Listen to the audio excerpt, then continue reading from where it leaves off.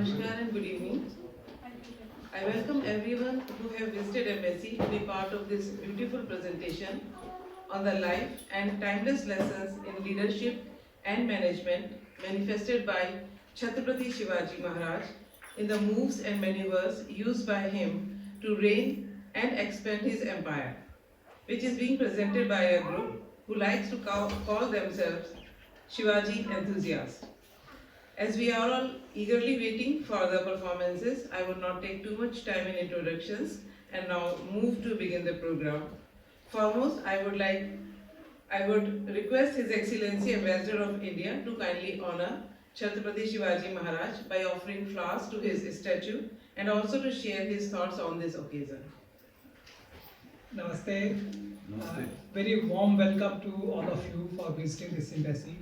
At the outset, I would like to applaud the Marathi community in Ireland for making this possible.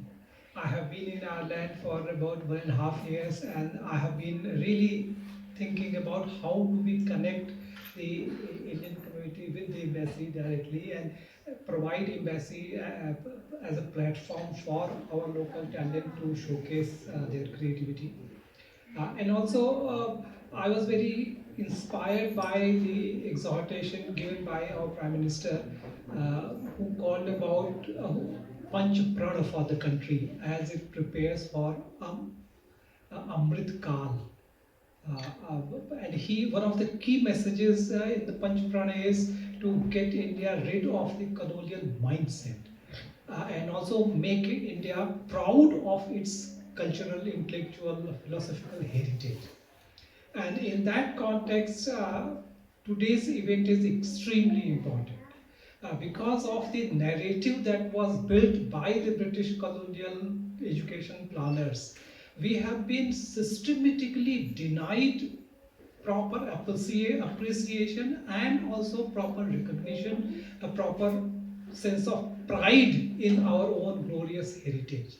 So while we have been taught about 2-year or 3-year terms of different governor generals and viceroys, but we have not been taught about the very inspiring personalities within our own country.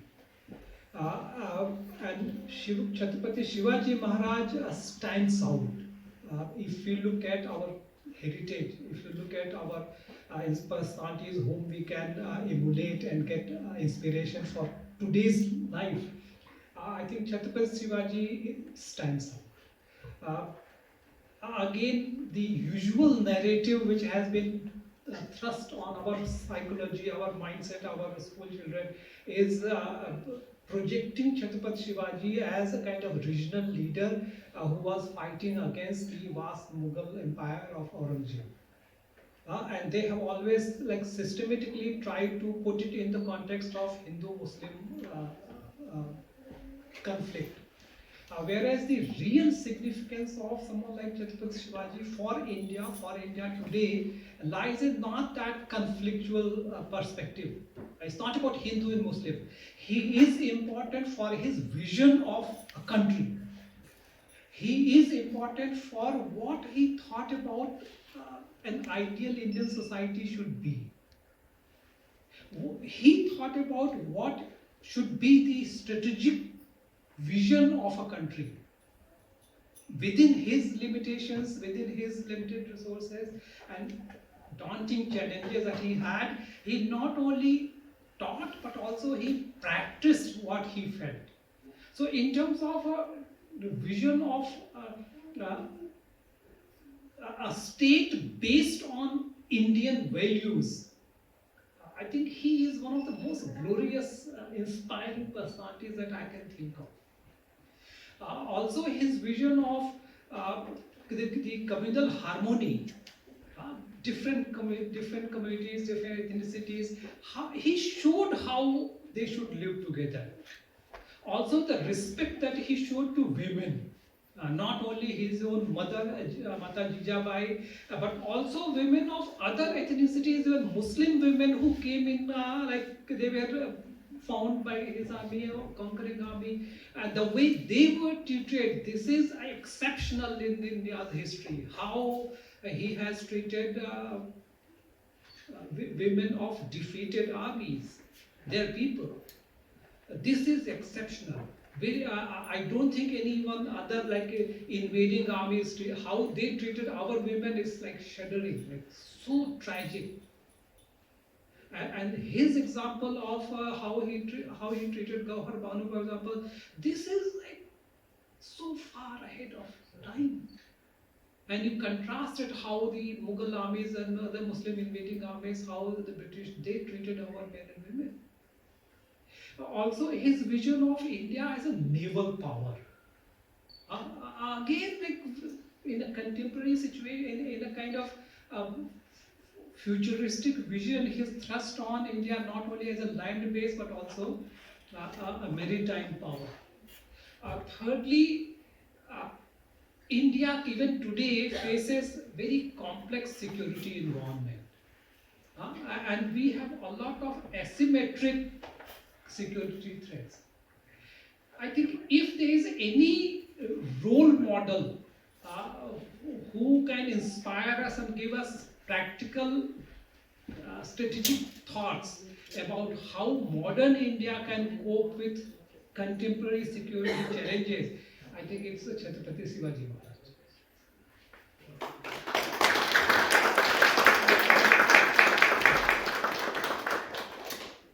We have like extremely complex security environment surrounding India, and also we have neighbors which are very hostile, very vicious, and also they are much bigger, 5 times bigger in economy. How do you deal with that kind of force? He showed how it should be done. And in Sanskrit there is a saying that buddhir yasya balam tasya. It's not about the physical well-being, like physical muscle power, but what matters is how strong is your determination, how sharp is your strategy. And that is why I see India, every Indian should study and learn about Chhatrapati Shivaji Maharaj. And that is why personally I am very grateful to Maratha Mandal for taking this initiative and making this presentation. I'm really looking forward to studying more and learning more. Thank you so much.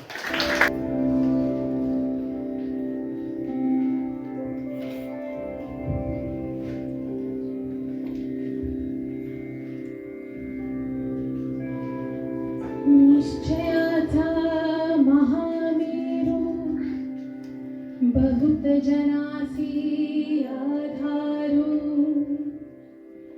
अखंड स्थितीचा निर्धारू श्रीमंत योगी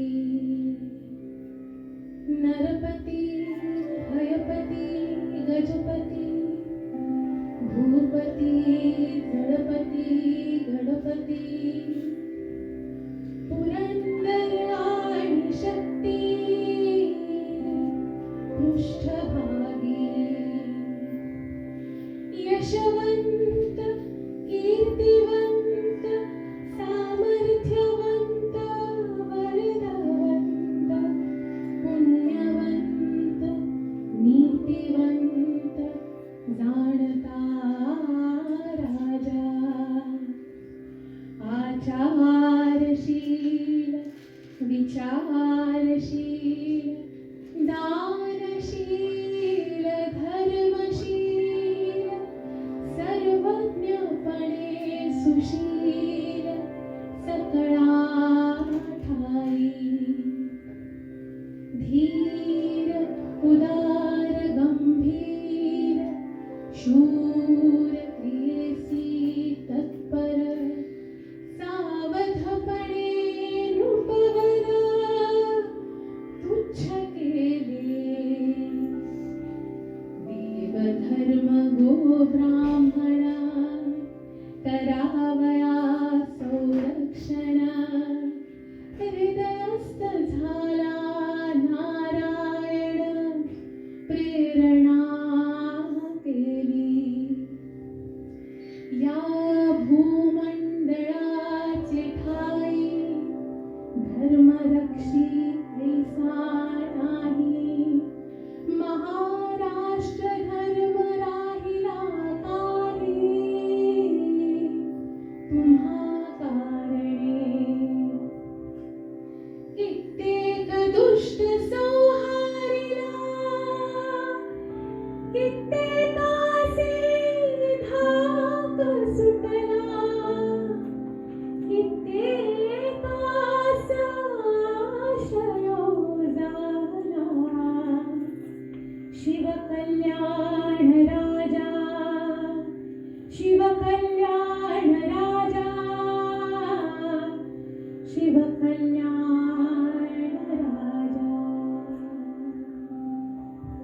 आई जगदंबेचा उदो उदो, माँ तुलजा भवानी की जय हो।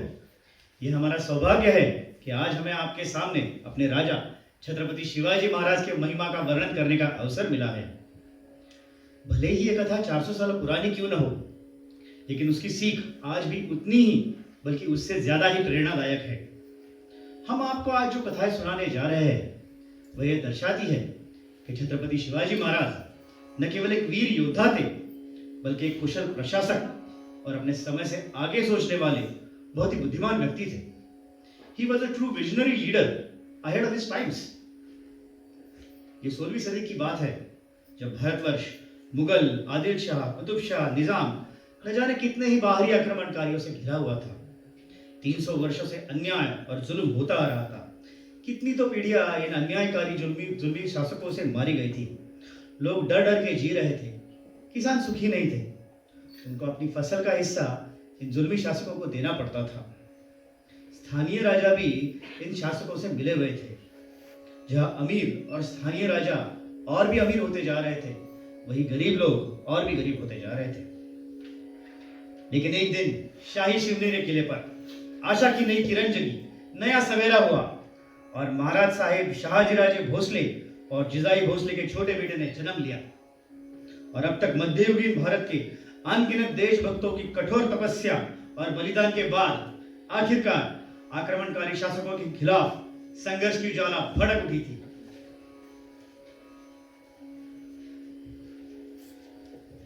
शिवाजी राजे के जन्म के समय गर्भवती जिजाऊ साहब दूर के रिश्तेदारों के साथ शिवनेरी किले पर रहा करती थी। शाहजी राजे और बड़े बेटे संभाजी राजे मुगल सेना द्वारा पीछा किए जाने के कारण भाग रहे थे। उसी दौरान जिजाऊ साहब के पिता और 4 भाइयों का कत्ल आदिल शाह के सामने भरे दरबार में किया गया था। इन भावनाओं में झुलसती जिजाऊ साहब को हौसला देने वाली चीज थी उनकी भक्ति। उस दौरान उन्हें रामायण, महाभारत, भगवद गीता जैसे शास्त्रों को पढ़कर शक्ति मिलती थी। वे किले की संरक्षक देवी जगदम्बा दुर्गा की अवतार देवी शिवाई की पूजा में लीन रहती थी। उन्होंने अपने बेटे का नाम शिवाजी देवी शिवाई के नाम पर ही रखा।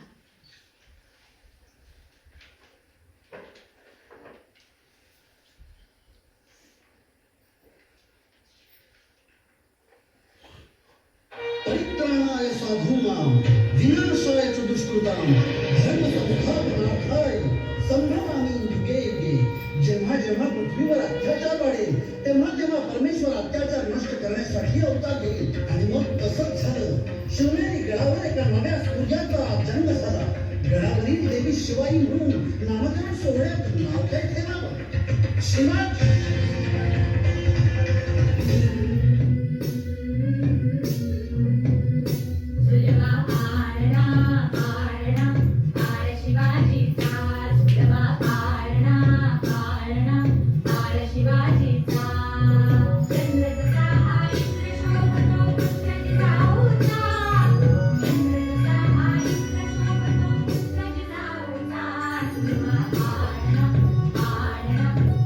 Shivaji.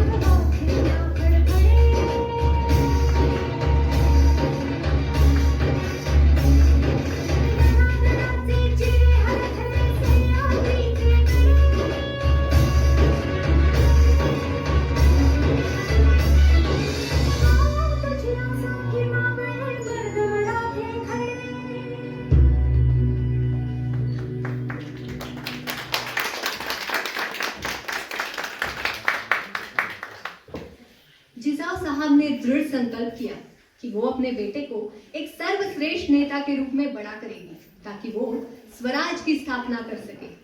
इस तैयारी के तौर पर जिजाऊ साहब ने बचपन से ही शिवाजी राजे को हिंदू महाकाव्यों का ज्ञान दिया और उन्हें एक न्यायप्रिय, देशभक्त, बुद्धिमान, दूरदर्शी, धर्मनिरपेक्ष और मानवीय व्यक्ति के रूप में बड़ा किया।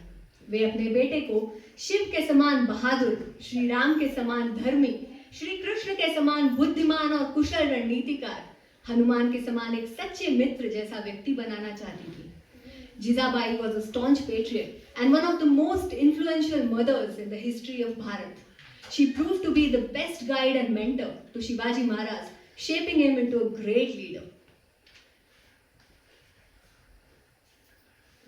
ऐसे में शिवाजी राजे के पिता शहाजी राजे ने दूर बेंगलुरु में रह के आदिल शाह की नौकरी में रहते हुए भी उनका साथ दिया।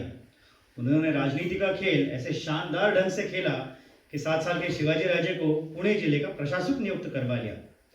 स्वाभाविक रूप से ही शिवाजी राजे के बड़े होने तक जिजाऊ साहब उनकी ओर से क्षेत्र का प्रशासन देख रही थी और इस काम में शहाजी राजे द्वारा भेजे हुए सहायक उनकी मदद कर रहे थे। Shahaji Raje Bhosle was not only the best Maratha general in the court of Adil Shahi, but also an extremely seasoned politician.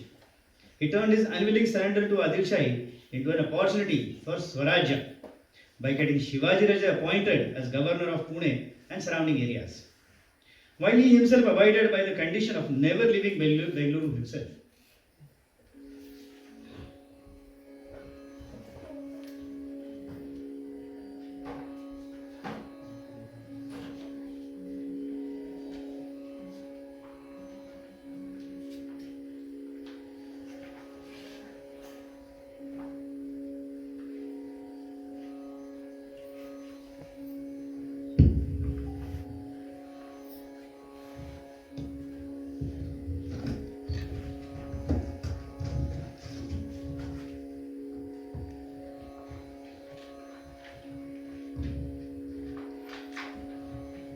राजे शाह जी को जीजा का सादर प्रणाम। अपेक्षा करती हूँ आप खुश और स्वस्थ होंगे। मैं जानती हूँ कि आप भले ही दूर हो, पर हर पल आपको हमारी और प्रजा की चिंता रहती है। जीजा, आप और शिवबा राजे को मेरा ढेर सारा प्यार। मैं दूर हूँ आप सबसे, पर हमेशा मन आप और शिवबा राजे की चिंता में ही लगा रहता है। शिवबा राजे कैसे हैं? मैं तो उनका बालपन दूर रहकर ही महसूस करता हूँ। ज्यादा सताते तो नहीं वो आपको? शिवा राजे छोटे हैं, पर बहुत समझदार हैं। छोटों से लेकर सभी बड़ों का सम्मान करते हैं। ऐसा कोई दिन नहीं जब वो आपको याद नहीं करते। आपसे मिलने की जिद भी करते हैं, पर समझ भी जाते हैं कि आप हम सबके अच्छे के लिए ही दूर हैं। जीजा, आप तो जानते ही हैं कि मुगलों को दक्कन से दूर रखने के लिए मुझे आदिल शाही की गुलामी करनी पड़ रही है। बहुत अन्याय और जुल्म सह रही है हमारी जनता, और हमें ये बदलना ही है। क्या हम जानते नहीं आपके मन के इस दर्द को? जानती हूँ आप इतनी दूर रहकर मुगलों की सेवा में हैं, पर आपका यह त्याग आप स्वराज्य के लिए कर रहे हैं, अपनी प्रजा को सुरक्षित करने के लिए कर रहे हैं। आपका यह त्याग व्यर्थ नहीं होगा और हमारे पुत्र शिवा राजे स्वराज्य जरूर स्थापित करेंगे। जीजा, आपसे अच्छा गुरु शिवा राजे के लिए और कौन हो सकता है? स्वराज्य और स्वाभिमान के जो बीज आप शिवा राजे में उनके बालपन से बो रहे हैं, ये हम जानते हैं। वो इतने छोटे होकर भी रणनीति, मूल्यों, शासन को समझते हैं। यह सब आपके संस्कारों का ही परिणाम है। हमने दादाजी कोंडेव जी को उनकी सैन्य शिक्षा का जिम्मा सौंपा है। हमारे शिवा राजे तो हैं ही सर्वगुण संपन्न। उनके चरित्र, विचार और आचरण से वह सबको मोह लेते हैं। दादाजी कौंडेव जी उन्हें बहुत अच्छी सैन्य शिक्षा दे रहे हैं। तलवारबाजी में तो शिवा राजे ने उनकी छत्र छाया में काफी मेहनत कर महारत हासिल की है। जीजा, हमें स्वराज्य का सपना पूरा करना है और विधि दूर नहीं, जब हम गुलाम की सारी जंजीरें तोड़कर स्वाभिमान की जिंदगी हमारी प्रजा को दे पाएंगे। आपके मार्गदर्शन और ध्येय को ध्यान रखकर हम आगे बढ़ रहे हैं। कर्तव्य पथ पर चलकर स्वराज्य की स्थापना हम जरूर करेंगे। आप अपना ख्याल रखिए और आपका मार्गदर्शन संदेश देते रहना। जीजा और शिवा राजे का आपको सादर प्रणाम।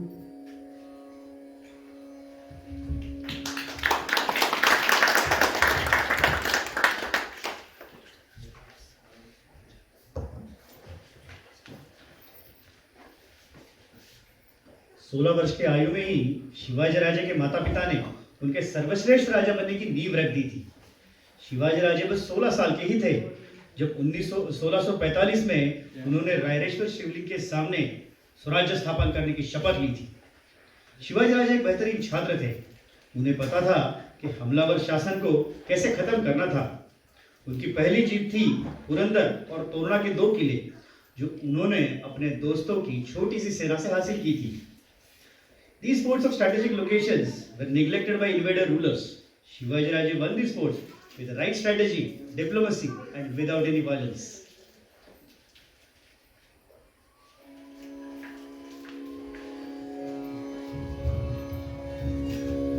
स्वराज तोरण चढ़े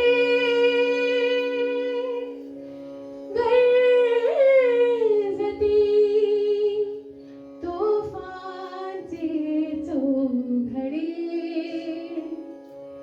मराठी पाऊल पडते पुढे मराठी पाऊल पडते पुढे स्वराज तोरण चढे गरजती तूफानचे चौघडे मराठी पाऊल पडते पुढे मराठी पाऊल पडते पुढे।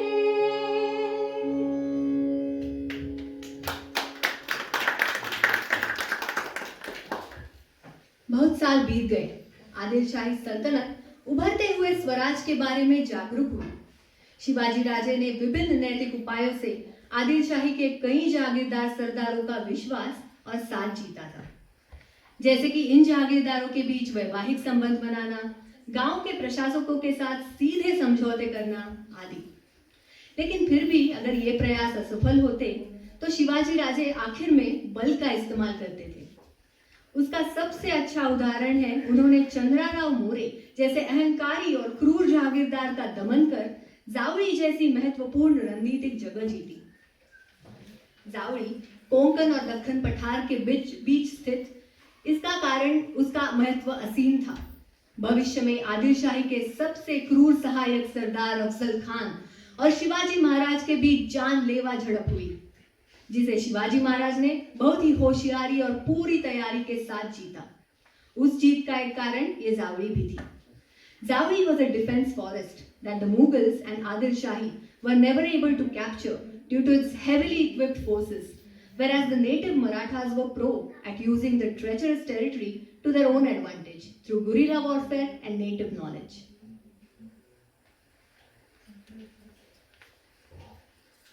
आदिल शाही सल्तनत गुस्से में थी। उन्होंने शिवाजी राजे की घेराबंदी करने के लिए अपने सबसे क्रूर और डरावने सरदार अफजल खान को भेजा। अफजल खान ने हाथियों सहित एक विशाल सेना के साथ यात्रा की और उसके मार्ग में बहुत ज्यादा तबाही भी मचाई। उसने शिवाजी राजा के आराध्य श्री भवानी माता और श्री विठोबा सहित कई मंदिरों और देवताओं को विध्वंसित कर दिया। वह शिवाजी महाराज के साथ खुले में लड़ाई करना चाहता था, क्योंकि वह जानता था कि सह्याद्री के घने जंगलों में शिवाजी महाराज को पकड़ना लगभग असंभव है। अफजल खान की इन नापाक हरकतों को देखते हुए शिवाजी महाराज आग बबूला हो गए, लेकिन अपने क्रोध पर नियंत्रण रखते हुए उन्होंने कृष्ण नीति की सीख को याद किया और निपुणता के साथ खेल खेला। संक्षेप में शिवाजी महाराज ने खान और उसकी शक्तिशाली सेना को चतुराई से अपनी बात मानने पे मजबूर कर दिया और शातिर तरीके से अफजल खान को जावड़ी में मिलने के लिए तैयार किया। वहां उसका वध करके स्वराज्य पे आया बड़ा संकट हमेशा के लिए टाल दिया।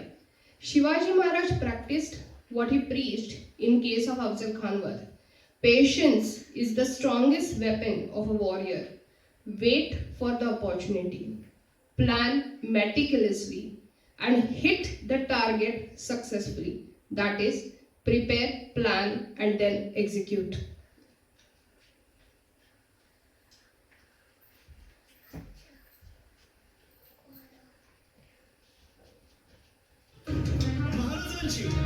शिवाजी महाराजांची कीर्ती बेफाम होती. महाराजांची कीर्ती बेफाम, भोल्या भोल्यांना फुटला घाम. याला कोण घालील यस्सेने, दरबारी पुस्ती बेगम. बडी बेगम म्हणजे अली आदिलशहाची आई बर का. नजर येतात तिच्या अंगार, दरबार झाला गपगार. कुणी घेईना पुढाकार, साऱ्यांनीच मानली हार. इतक्यात अचानक एक सरदार उठला, बोलला, हम लाएंगे शिवाजी को. हम त्यानं विडा उचलला. या नावतेचा अफजल खान, जिता जागता जणू सैतान. कान बोलला छाती ठोकून, शिवबाला टाकतो चिरडून.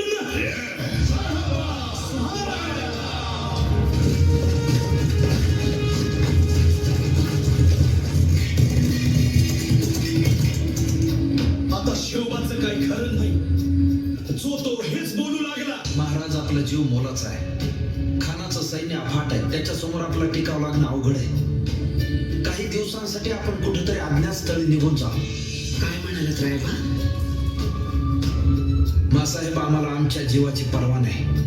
राजांचा जीव वाचणं गरजेचं आहे.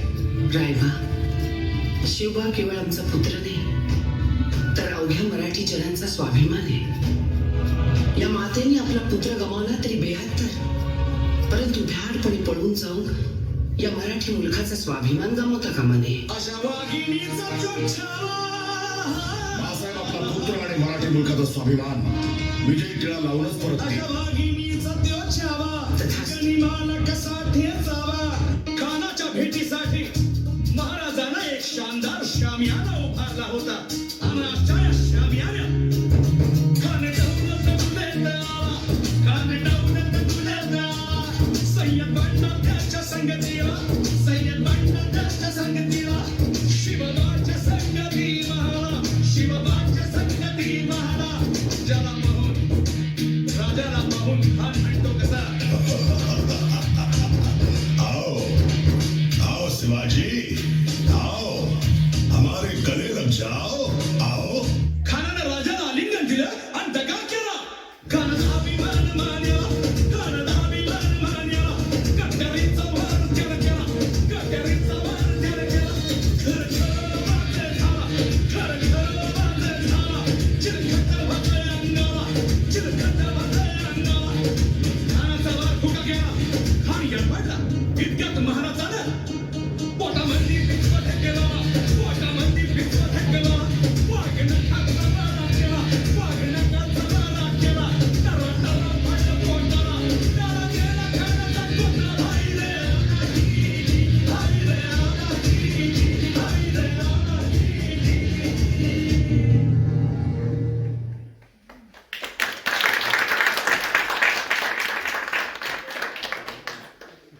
प्रतापगढ़ की पहाड़ियों के नीचे अफजल खान को मारना शिवाजी महाराज की अब तक के सबसे बड़ी और महत्वपूर्ण जीत थी। इस लड़ाई में उन्होंने अपनी कार्यकुशलताओं को दर्शाया। उदाहरण के तौर पर राजनीतिक कार्यकुशलता, धैर्य, मनोवैज्ञानिक खेल आदि विधायक बुद्धि से काम करने वाले व्यक्ति। So we can sum up these qualities in words of eminent historian Professor Yadunath Sarkar. Shivaji Maharaj was a constructive genius of medieval India. अगले कुछ समय में उत्तर में मुगलों के संयुक्त बल, दक्षिण में आदिल शाही, कोंकण में सिद्दी मसूद और समुचित पोर्तुगीज और अंग्रेजी व्यापारियों के साथ शिवाजी महाराज कई लड़ाइयों में सफल रहे। स्वराज का विस्तार करना दौरान अभी उन्हें आक्रमणकारी शासकों द्वारा घेराबंदी का सामना करना पड़ा। हमेशा ही उन्होंने उसमें जीत ही हासिल की।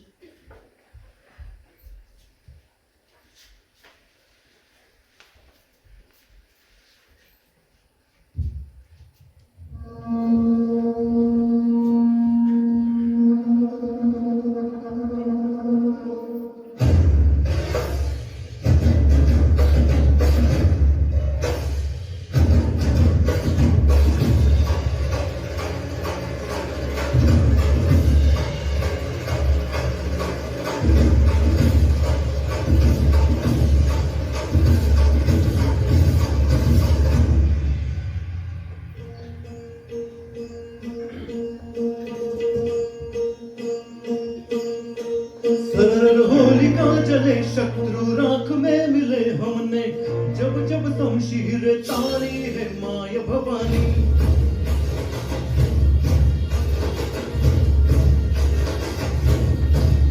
नन आंधियां उठे शत्रु जड़ से ही मिटे हमने, बात यही मन में ठानी है माय भवानी।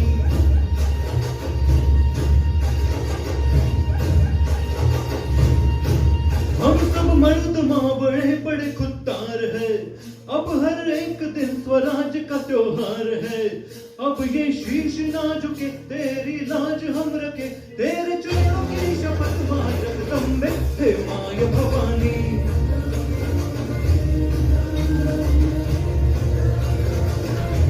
हे माय भवानी,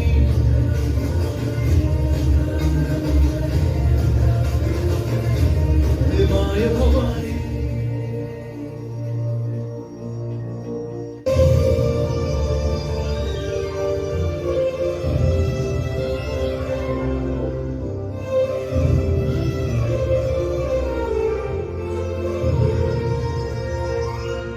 हो धुआं धुआं कह रहा था, घना सा अंधेरा था, तूने इसमें रोशनी भरी। है दान दिया भक्ति का, दान दिया शक्ति का, तूने ही तो झोलियां भरी। जो भी बरसों बरसों तरसी थी, आई न होठों पे हंसी। अम्बे माता तेरी कृपा से मेरे घर में आई खुशी। हम चट्टान से डटे, कभी न राह से हटे, हमने बात यही मन में ठानी है माय भवानी।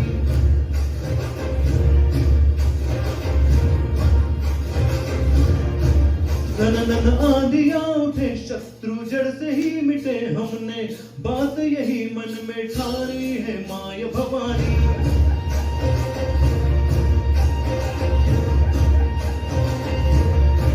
हम सब मर्द माँ बड़े बड़े खुद्दार है, अब हर एक दिन स्वराज का त्योहार है। अब ये शीश ना झुके, तेरी लाज हम रखे, तेरे चरणों की शपथ माँ जगदम्बे हे माय भवानी।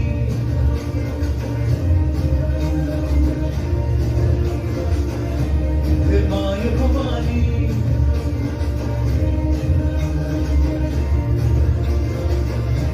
हे माय भवानी।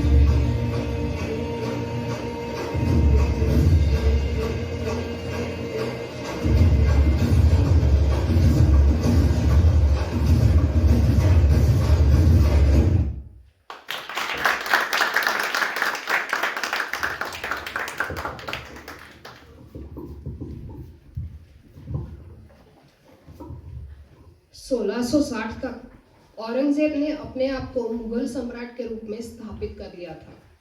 औरंगजेब शिवाजी महाराज से कड़ी नफरत करता था। दक्षिण भारत जीतने की उसकी योजनाओं को शिवाजी महाराज लगातार असफल करते जा रहे थे। औरंगजेब ने 1660 में अपने मामा शाहिस्ते खान को दक्कन के गवर्नर के रूप में भेजा। शाहिस्ते खान ने मराठा सेना के साथ भारी युद्ध किया और उसके बाद पुणे और कल्याण के मुख्य शहरों को जीत लिया। इसके बाद उसने शिवाजी महाराज के बचपन के घर पुणे में लाल महल पे कब्जा करके आसपास के पूरे क्षेत्र को बिल्कुल ही बर्बाद कर दिया।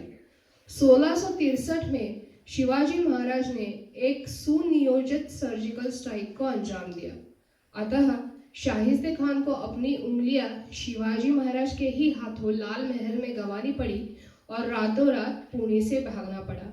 Complete success of this mission shows that Shivaji Maharaj had internalized the true meaning of scriptures and lessons that were taught by Jizabai.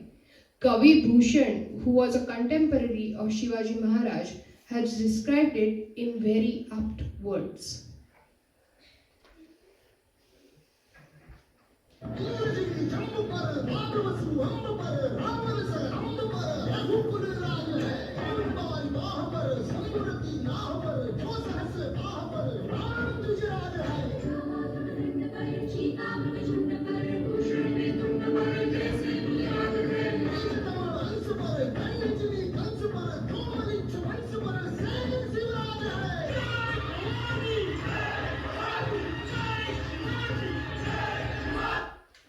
Shivaji Maharaj ने पुणे और स्वराज्य के आसपास के क्षेत्र पर शाहिस्ते खान द्वारा किए गए क्रूर अत्याचार और स्वराज्य की बर्बादी का नुकसान भरपाई लेने का 1664 में मुगल शासन और की गरिमा और आर्थिक राजधानी धनवान शहर सूरत पर हमला करके लूट करने का फैसला किया।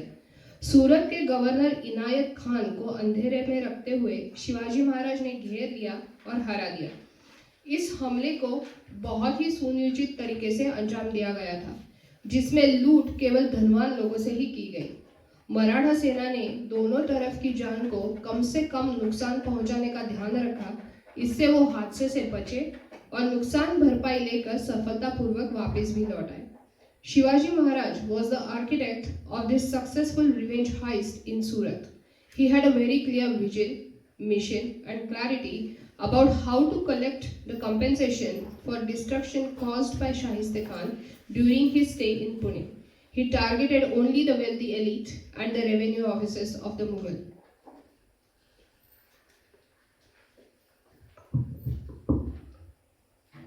शिवाजी महाराज के तेज दिमाग ने ये समझ लिया था कि कोंकण का किनारा व्यापार, शासन और सुरक्षा की दृष्टि से बहुत महत्वपूर्ण है।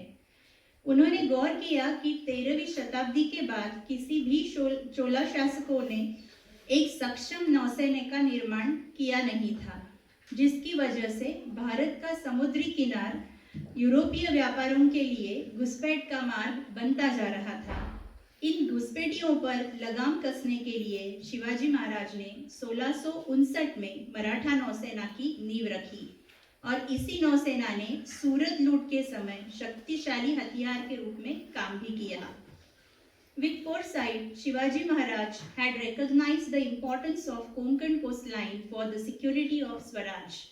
He had wisely perceived that, like the cavalry rules the earth, the one with an armada rules the ocean.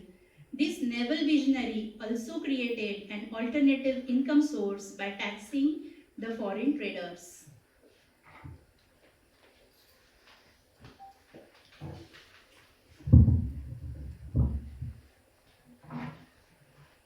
कवि भूषण इस चतुरंग सेना का वर्णन करते हुए कहते हैं, साजी चतुरंग सेन अंग में उमंग धरी, सरजा शिवाजी जंग जीतन चलत है। भूषण बनत न निहत नगारन के, नदी नद मद गैबरन में रलत है। एल फैल खेल बैल खलक में गैल गैल, गजल की ठैल पैल सेल उसलत है। तारा से तन्नी दूरी धारा में लगती जिमी, थारा पर पारा पारावारियों हलत है।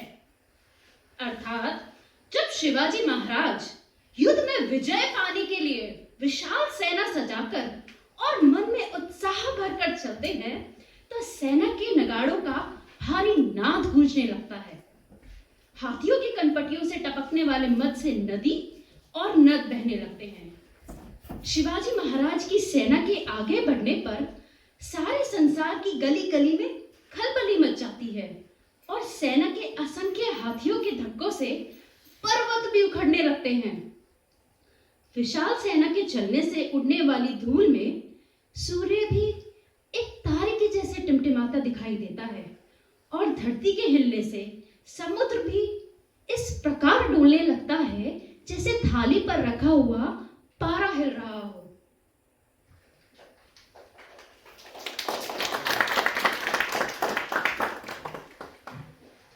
मराठा चतुरंग सेना ने जिस तरह से सूरत को लूटा वो औरंगजेब के लिए एक बड़ा जख्म था।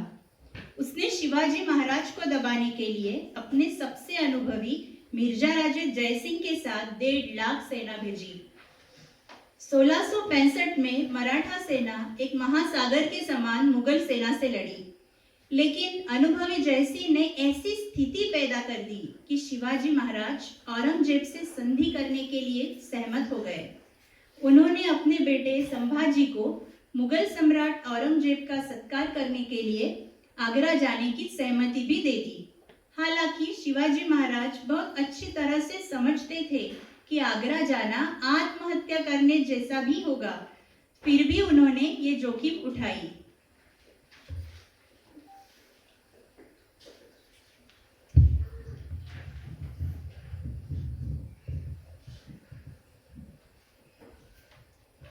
छत्रपति शिवाजी महाराज अपने पुत्र संभाजी राजे के साथ औरंगजेब से मिलने के लिए नजराने लेकर पहुंचे। आगरा पहुंचे तो महाराज ने बादशाह के कुछ और ही रंग दिखे। औरंगजेब ने उन्हें और उनके बेटे को 5000 सूबेदारों की कतार में खड़ा किया और उन्हें योग्य सम्मान नहीं दिया। महाराज इस पर औरंगजेब पर बरस पड़े। क्या बादशाह ने हमें यहाँ अपमान सहन करने के लिए बुलाया है? ऐसा कहकर शिवाजी महाराज गुस्से से वहां से चले गए। ये बात औरंगजेब को रास नहीं आई। फिर क्या, औरंगजेब ने शिवाजी महाराज और उनके बेटे को छल से नजर कैद में रख लिया। शिवाजी और उनके बेटे को कड़ी निगरानी में रखा जाए, उनके इर्द गिर्द 24 घंटे कड़ा पहरा दिया जाए। बड़ी मुश्किल से हाथ आया है ये शिवाजी। हम तो औरंगजेब से खुले दिल से मिलने आए थे, पर उसने कपट किया और हमें बंदी किया। हमें यहाँ से बाहर निकलना ही पड़ेगा। हमारी प्रजा की सुरक्षा ही हमारा प्रथम दायित्व है।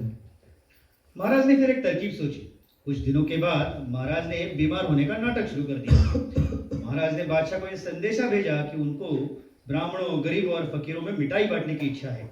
उनकी दुआएं लेकर महाराज जल्दी स्वस्थ हो जाएंगे। बेखबर अभिमानी औरंगजेब ने महाराज की ख्वाहिश मान ली। फिर क्या, बड़े बड़े पिटारों में मिठाइयां भिजवाने लगी। बाहर जाने वाले हर पिटारे को औरंगजेब के सिपाही बड़े जांच करते थे। रुको, हमें अच्छी तरह जांच करने दो। ये शिवाजी बड़ा ही होशियार है। मिठाई है ना पिटारों में? ठीक है, जाने दो जाने दो। ये सिलसिला कुछ दिन और चला। फिर धीरे धीरे सैनिकों ने जांच करना कम कर दिया। कुछ दिनों के बाद तो एकदम ही बंद कर दिया। मिठाई के पिटारे हैं, जाने दो जाने दो। फिर एक दिन शंभू राजे, आप इस पिटारे में बैठ जाएं। हम इस पिटारे में बैठ के आगरा से निकल जाएंगे। अब इम्तिहान की घड़ी थी। भगवान से यही प्रार्थना थी कि सैनिक बाहर जाते हुए पिटारों की जांच न करें। रुको, मिठाई के डब्बे हैं, मिठाई है, जाने दो जाने दो। इस तरह से छत्रपति शिवाजी महाराज और संभाजी महाराज आगरा से बड़े चतुराई से भाग निकले। शिवाजी महाराज यमुना के तट पर पहुंचे। वहां उनके सिपाही नाव लेकर तैयार ही थे। इस तरीके से 20 नवंबर 1967 को महाराज सन्यासी के वेश में राजगढ़ सही सलामत पहुंचे और अपने माता जिजाई से मिले। उन्हें देखकर जिजाई माता और सारी प्रजा बेहद खुश हो गई।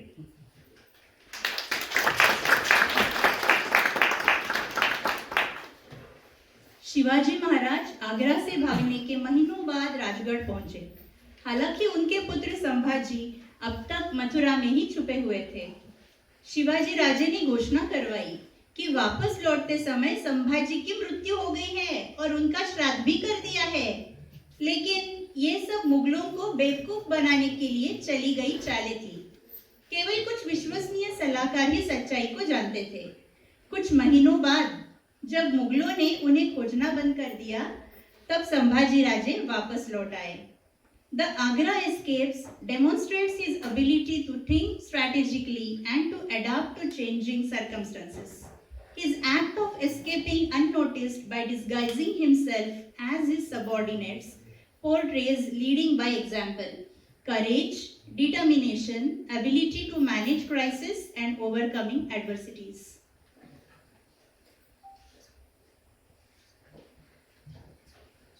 एक बार जब संभाजी राजे लौटे तो शिवाजी महाराज ने सूरत को फिर से लूट लिया। जिसमें मुगलों ने फिर से स्वराज्य में मचा हुई तबाही की कीमत चुकाई। शिवाजी राजे ने औरंगजेब को सौंपे गए किलों को भी वापस ले लिया। इस बार फिर से बहिर्जी नाइक के अधीन काम करने वाला जासूसी नेटवर्क ही वह चाबी थी जिसने सफेदा के कई पेचीदा ताले खोल दिए थे। बहिर्जी नाइक बहरूपिया बनने में माहिर थे। जहां तक जासूसों की भर्ती का संबंध था, वे अपनी पारखी नजर से हर आवेदक को चुनते थे। वे एक बहुत अच्छे प्रशिक्षक भी थे। महाराज बताते हैं कि अफजल खान को मेंटरिंग भी करना पड़ेगा, जिसके लिए उसके स्वभाव के हिसाब से कुछ तो रास्ता निकाला जा सकता है। जब वैद्य को अफजल खान के चिड़चिड़े स्वभाव का अंदाजा आता है तो वे बताते हैं कि यह पित्त प्रकृति है। अफजल खान के खाने में अगर मसाले से भरे पदार्थ और ज्यादा दिए जाए तो पित्त दोष होकर उसकी निर्णय क्षमता कमजोर हो सकती है, जिसकी वजह से वह निर्णय लेने में चूक सकता है। महाराज बहिर्जी नाइक को वैद्य जी ने जो कहा वैसे करने की सलाह देते हैं। अगले दिन शिवाजी महाराज के जासूस अफजल खान की छावनी में भेष बदलकर पहुंचते हैं और एक लेडी जासूस को बड़ी होशियारी से अफजल खान की बिरयानी बनाने की जवाबदारी देते हैं। जाते वक्त वे बार बार बताते हैं कि मसाला ज्यादा रखो जिससे पित्त दोष बढ़े, और वहां से चले जाते हैं। अगले सीन में हम देखते हैं कि महाराज का एक जासूस बड़ी बेगम साहिबा से लाया हुआ खत एक शत्रु सैनिक से चुरा लेता है और बहिर्जी नाइक के पास लाता है, जिसमें लिखा है कि 2 महीने हो गए फिर भी आपने शिवाजी राजे को नहीं पकड़ा। जल्दी नहीं पकड़ा तो आपका ओहदा सल्तनत के सिपासालार से मामूली सूबेदार किया जाएगा। इस खत को बहिर्जी अपने जासूस को देते हैं और बताते हैं कि जब मैं इशारा करूं तो यह खत अफजल खान को देना। ऐसा कहा जाता है कि शिवाजी महाराज के सबसे करीबी साथियों में से एक थे बहिर्जी नाइक। उन्होंने न केवल स्वराज्य में बल्कि दक्षिणी सल्तनतों में भी विश्वसनीय सूत्रों का मजबूत भूमिगत नेटवर्क बनाया था। बहिर्जी और उनके जासूसी नेटवर्क ने शिवाजी महाराज की कई विख्यात जीतों में रीढ़ की हड्डी की तरह काम किया था। अफजल खान वध, शाहिस्ते खान को पुणे से भगाना, साथ में शिवाजी महाराज और संभाजी महाराज का आगरा से पलायन, ये सब में बहिर्जी नाइक ने एक बहुत महत्वपूर्ण भूमिका निभाई थी।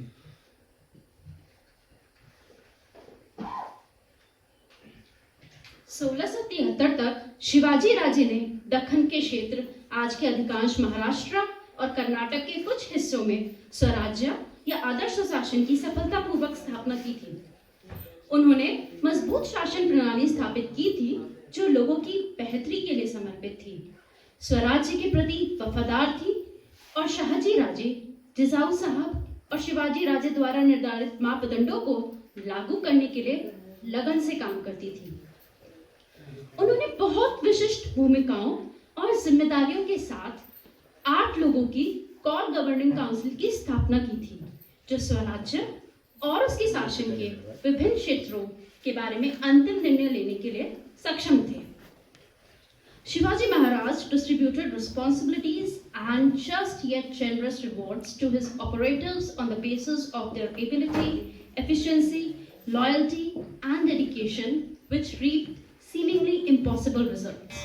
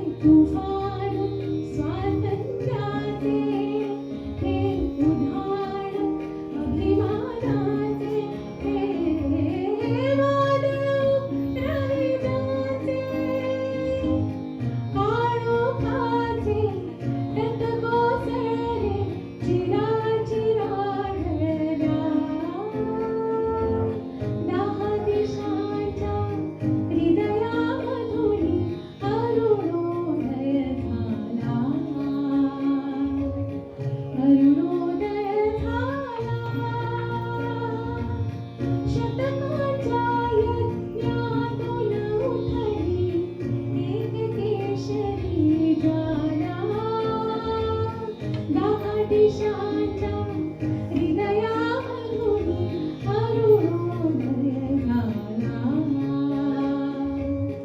अरुणोदय झाला. तळीतमारी घुमू लागले विजयाचे गान,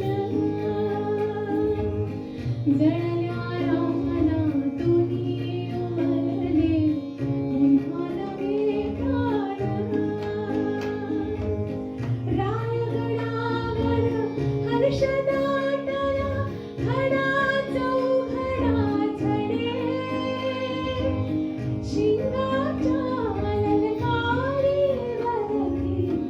भगवा झेंडा उडे. शिवराय भाग्य देशाचे, हे संजीवन प्राणाचे, हे रूप शक्ती युक्तीचे, हा तेजाचा झोत उभारून सृष्टीतून आला. दहा दिशांच्या हृदयामधून अरुणोदय झाला, अरुणोदय झाला.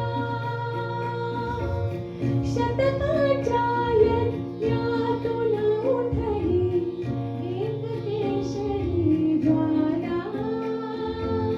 दहा दिशांच्या हृदयामधून अरुणोदय झाला, अरुणोदय झाला.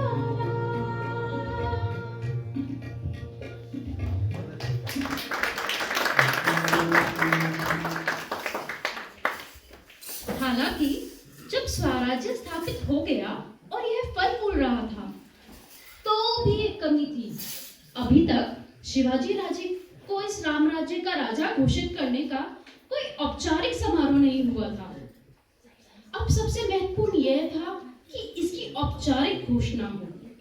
आखिरकार 1674 में रायगढ़ किले पर शिवाजी महाराज के राज्याभिषेक समारोह के उपलक्ष्य में केवल स्वराज्य की जनता ही नहीं, बल्कि बाकी प्रदेशों की पीड़ित प्रजा ने भी उत्सव मनाया. उतना ही नहीं, विदेशी व्यापारियों और भारत के परकीय शासकों ने शत्रुता के बावजूद अपने प्रतिनिधियों को राज्याभिषेक में शामिल होने के लिए भेजा. यह स्वराज्य की सबसे महत्वपूर्ण घटना थी.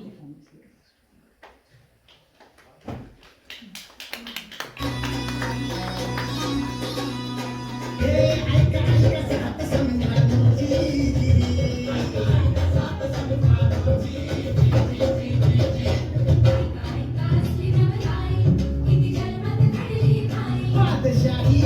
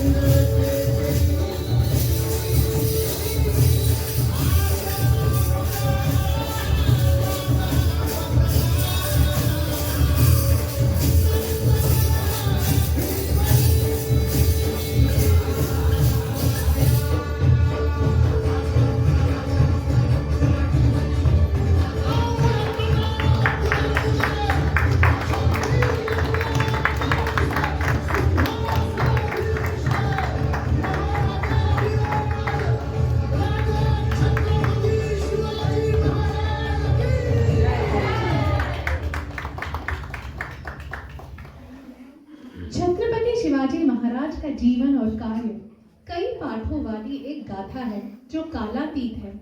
उन्होंने प्रतिकूलताओं का सामना किया और दुर्गम बाधाओं पर विजय प्राप्त की। छत्रपति शिवाजी महाराज ने राज्याभिषेक के बाद स्वराज्य का विस्तार कर कर्नाटक प्रांत का बड़ा हिस्सा आंध्र प्रदेश, तेलंगाना और तमिलनाडु के रणनीतिक रूप से महत्वपूर्ण किले जैसे कोंडा और जिंजी को आसपास के प्रदेश के साथ स्वराज्य में जोड़ लिया था। His strategic acquisition of southern India ensured that Aurangzeb could not conquest it, thus keeping it safe for future generations. Chhatrapati Shivaji Maharaj की विरासत मराठा शासन के लिए दीप स्तंभ जैसी थी, जिसने न केवल 18वीं शताब्दी में पेशवाओं के मार्गदर्शन और देखभाल के तहत मराठा साम्राज्य को फिर से फलने फूलने में मदद की, बल्कि उत्तर पश्चिम में अफगानिस्तान के अटक से लेकर दक्षिण में कटक तक भारत भूमि पर प्रभावी ढंग से शासन स्थापित किया। इसी को कहते हैं द मराठा सेंचुरी। छत्रपति शिवाजी महाराज एकमात्र ऐसे राजा है जिनके गौरव में एक आरती यानी कि एक भक्ति गीत प्रचलित है। इसे किसी और ने नहीं बल्कि स्वतंत्र वीर सावरकर जी ने लिखा है और स्वरबद्ध किया है हमारी अपनी लता मंगेशकर जी ने। हम बेहद गर्व और खुशी के साथ आज की ये शिव गाथा इस आरती के साथ समाप्त करते हैं।